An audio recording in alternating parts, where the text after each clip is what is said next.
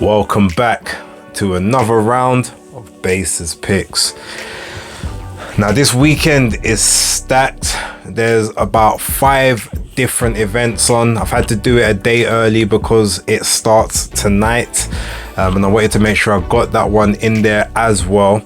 I'm not going to be able to get into any detailed breakdowns about the fights themselves, and I'm also not going to be able to do a lot of undercard stuff either. I'm just going to have to keep it to like main events or fights of interest.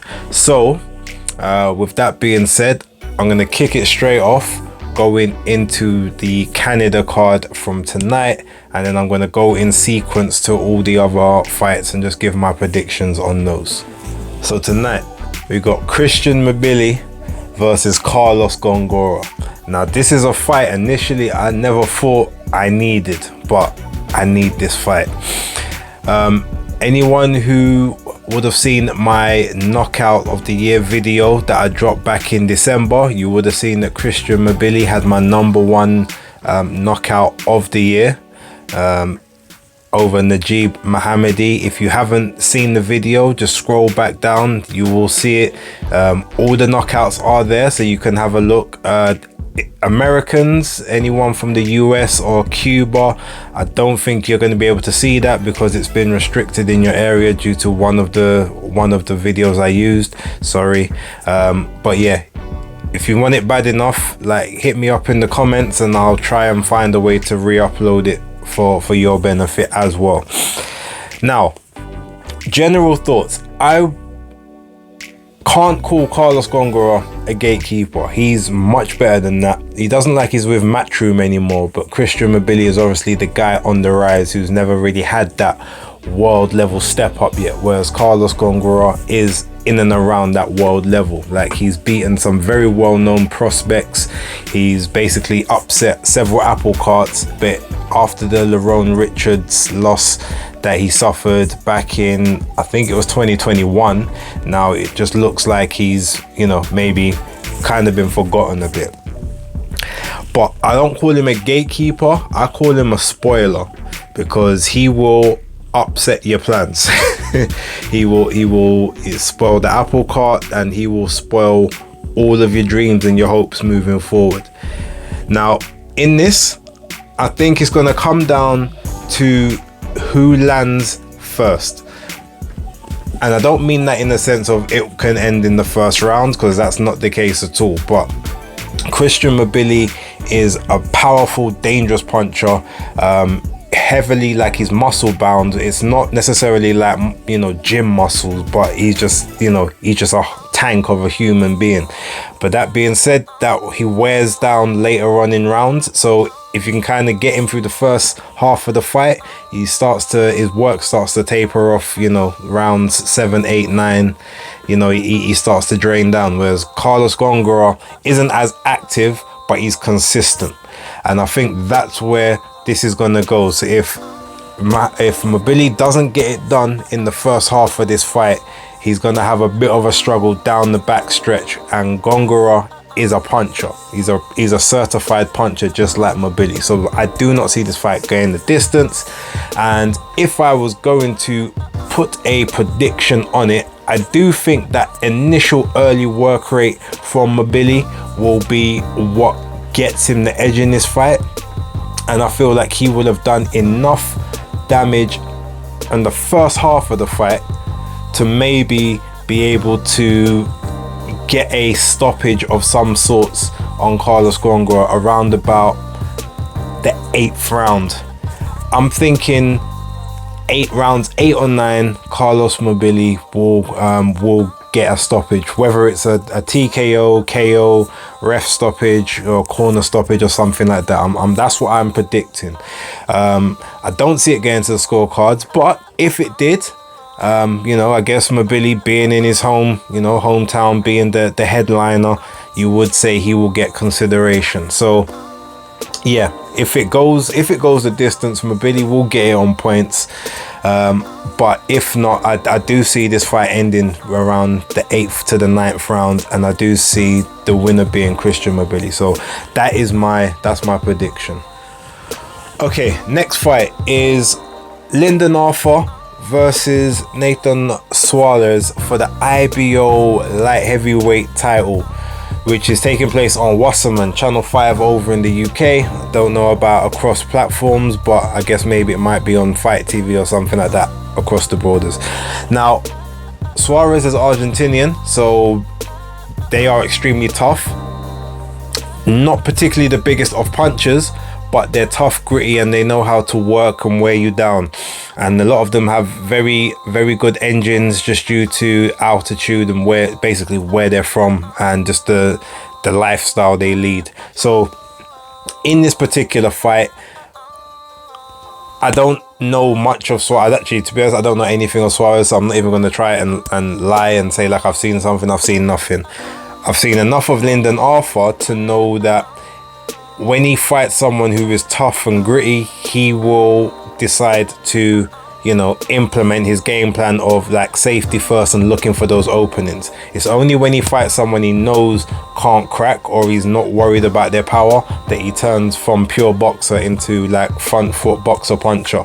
But in this case, I think this fight goes points, and I think Lyndon Arthur gets the decision on points, probably a unanimous decision.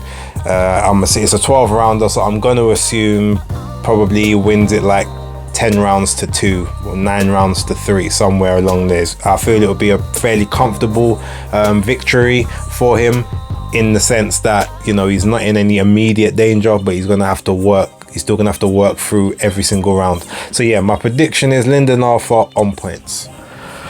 Okay, so the next one, we're going to take it to BT Sport and Queensbury this Saturday at the Telford International Centre, in Telford.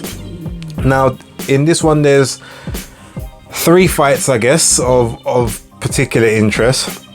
For me, first fight is Raven Chapman versus Linda Lecker. I did a little bit of research on Linda, who is a former WBA World Super Flyweight champion. So Superfly is 115 pounds, but she is now campaigning at 126 for this bout. She has fought at 126 before. She's also fought at Super Bantam, which is 122, and she's fought at Super Feather, which is 130. So while she may be a much naturally smaller lady, she is, I guess, used to sort of fighting, you know, in and around the weights similar to where this fight will be. Now, this was a obviously this was a last minute replacement from Lucy Sedlakova, who was initially the opponent for Raven Chapman's WBC international title. So she still gets to defend the title here, which is a plus for her. Now, from the little bit I've seen of Linda Lecker, she's a bit more of a mover. She's a sort of a stick and move type person. Tries to keep herself out of trouble for the most part. We'll use the movement. We'll use the feet. We'll try and sort of punches in bunches and then tail off. Now, Raven, who is a front foot, she's a pressure fighter, but she's a pressure fighter that sets up her shots normally behind like a jab or a double jab to get into range and just to push her opponent into corners where she likes to get them working. She will normally work to the body more than the head, which means that she's going to have a lot more chance of landing shots on Linda Lecker, just because if you aim for the head, that can kind of be slipped a lot easier than it can with the body. You know, body's a much bigger target. So I do expect Raven to get to her. I'm not confident that she will get a knockout in this one just due to the movement, but if she can use her size and she can impose her size and make her size tell, the knockout could definitely come via, like, you know, body stoppage, folder over type thing. Raven's definitely got the power to do that. I've fist bumped her before. I've felt how strong her hands are, especially in the wraps. So yes, if she cracks this girl correctly, this girl will go down. But I just don't know if she's gonna give her those opportunities to set her feet, really plant her feet and get into her in the corners. But I'm gonna tentatively pick Raven on a strong UD, like a 10 rounds 10-0 type situation, but I am actually hoping that the stoppage does occur. Yeah, I'm gonna impose my bias on that one, but cool. Outside of that, you've got Kane versus Baluta. Now Baluta he's had a knack of upsetting a couple of people on these Frank Warren cards in the past. However, on this particular, I feel like Kane has just got a bit too much momentum going behind him at the moment.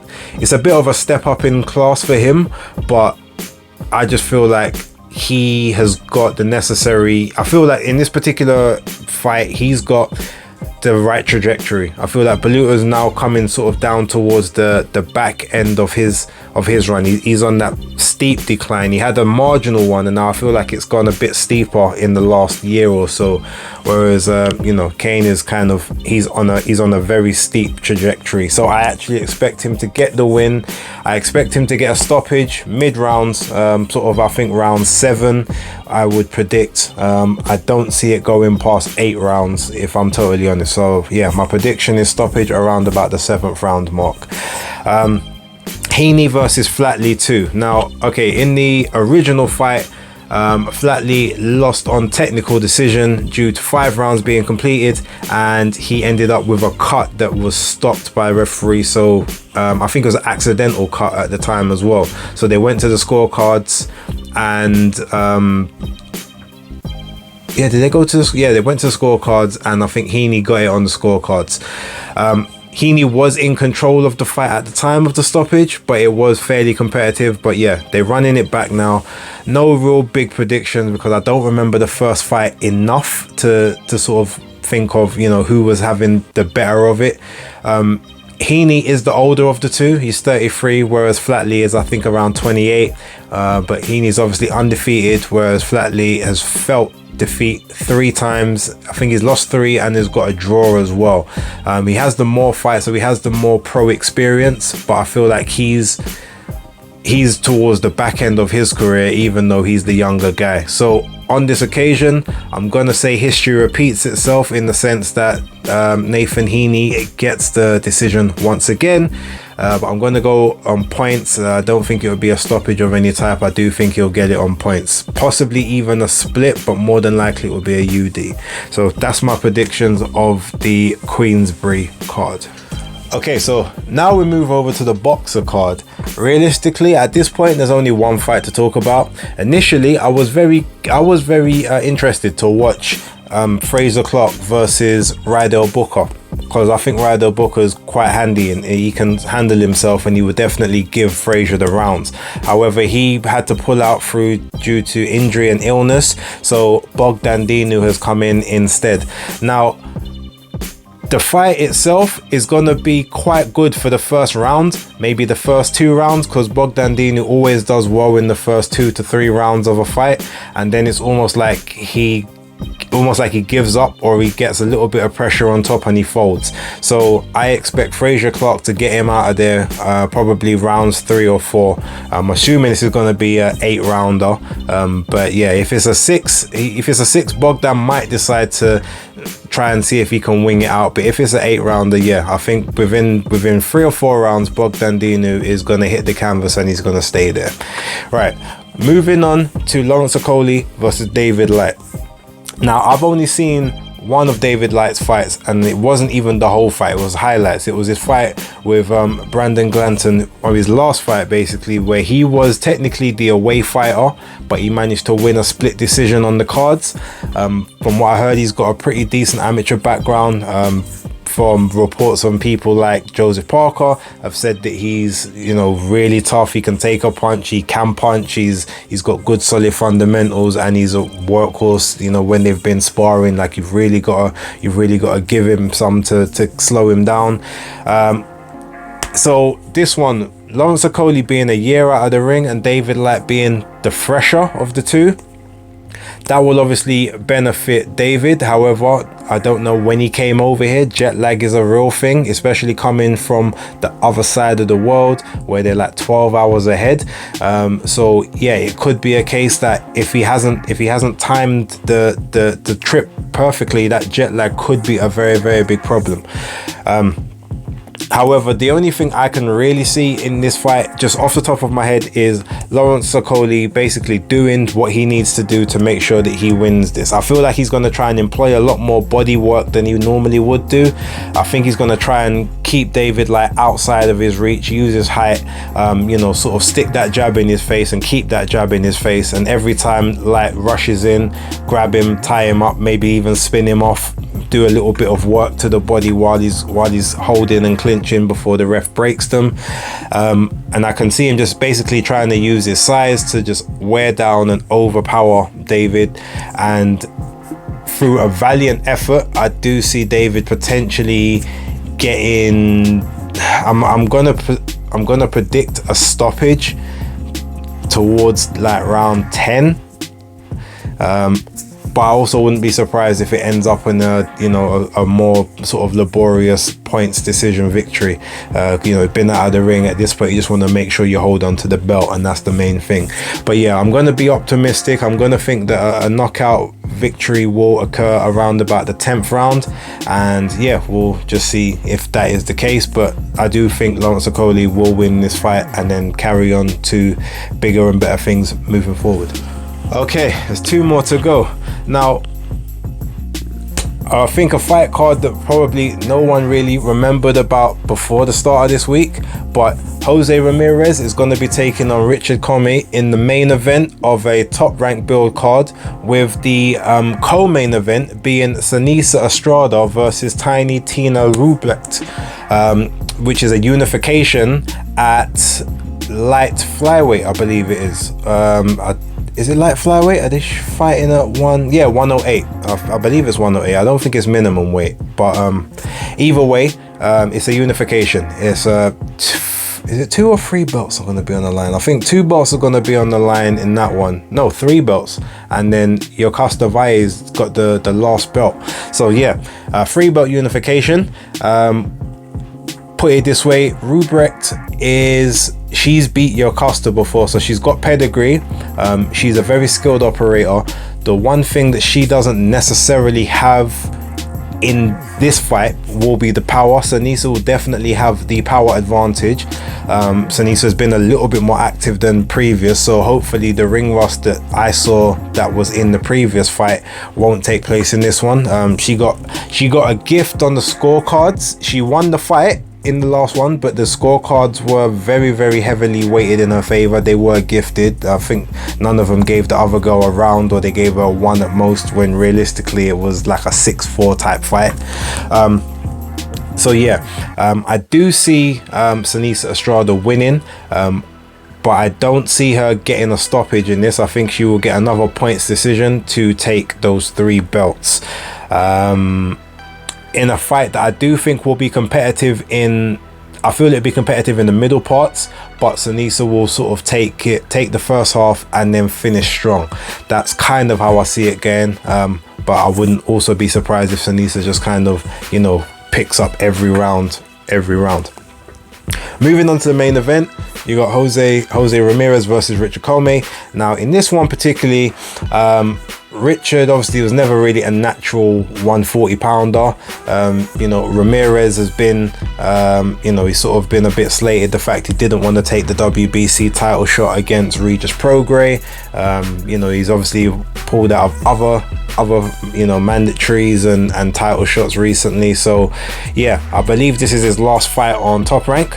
So I guess you would say realistically you want everything to sway towards Richard, who has got the long-term contract. Now one thing Richard can do is he can crack, but at 140 he is now, you know, he's a bit undersized at 140. So I feel like if Jose Ramirez basically just implements his front foot style as he normally does, he may be able just to overpower and, you know, outmatch Richard Commey in work department. Now Comey's actually got the style advantage in this, whereas Ramirez is more of a, you know, he's a front foot pressure fighter type guy, you know, just stay on your chest. Richard is more of a boxer puncher, so equal parts defense and offense. But I do feel like Ramirez will be able to hold the shots that Richard can land, and ultimately I feel like his body work and his just pushing Richard around the ring will earn him this victory. I don't think he's going to stop Richard, because Richard is tough. I don't think Ramirez hits hard enough to knock him out, but I do think he will get a fairly dominant points decision. I definitely think it would be a UD, like 8 rounds to 2 type situation. I think it would be a 10 rounder and not a 12 rounder, but we'll see. But yeah, I'm going to go with Jose Ramirez to win that one, but he's probably not going to look his best either while doing it. And last but not least, we come to David Benavidez versus Caleb Plant for the interim WBC super middleweight title. The winner of this fight will be mandatory to Canelo Alvarez, or if Canelo decides to vacate that title, will be elevated to full WBC super middleweight champion. Now, I've been kind of getting back and forth on this one, and again, I'm really frustrated I can't do a proper breakdown, but this video is probably long enough as it is. So the way I kind of see this one, I feel as if old Caleb Plant would have danced around. He would have maybe racked up the first sort of 6 or 7 rounds just due to, you know, being flashy and being slick, being just that better boxer fundamentally. But his gas tank drops rather quickly, so at that point you would have David Benavidez, who is a very, very solid pressure fighter, would just come forward. Basically, you know, he would sort of be wearing him out throughout the earlier rounds and then just take it to him, stop him late, similar to what Canelo done. Now that he's changed trainers and he's with Breadman Edwards, I feel like he's developing more of a boxer puncher type style as opposed to a pure boxer. So the pressure fighting from David Benavidez plays more into his hands, and he would have a stylistic advantage in that realm. However, I don't think he's fully embedded into that boxer puncher mode just yet, and because of that, I feel that he still has an issue with stamina. We've seen David Benavidez is now in the best condition of his life. He's got 6-pack abs. He's been working hard. We already know he's a high volume puncher anyway. Caleb Plant looks like he's put on a bit more muscle than he had before, so his foot movement is probably not going to be as quick and as slick as it used to be. So he's probably looking to try and sit and trade a bit more. And in that particular scenario, I see that playing more to David's hands than it does to Caleb. Caleb needs to kind of set you up and catch you with something that you're not expecting, whereas David will be in the pocket and trade with you. He wants you in his wheelhouse. And for that particular reason, initially I thought that Caleb would actually get this and get it on points. I just see him, I don't know if that gas tank is fully, you know, is fully in tune yet. I don't know if he's got the stamina to go the miles. You know, like those cars, they might have high fuel in the tank, but as soon as you take your foot just marginally off the accelerator, they just slow down. They don't hold their speed, and I feel like that's Caleb to a T. He doesn't hold his speed, he doesn't hold his charge, and if he's made to work more than he normally wants to, and David will make him work, I feel like he's gonna fall apart, because he's not looking at this fight as safety first, just box on the outside, box and move. I feel like he's going to want to plant his feet a little bit and throw more than he normally does.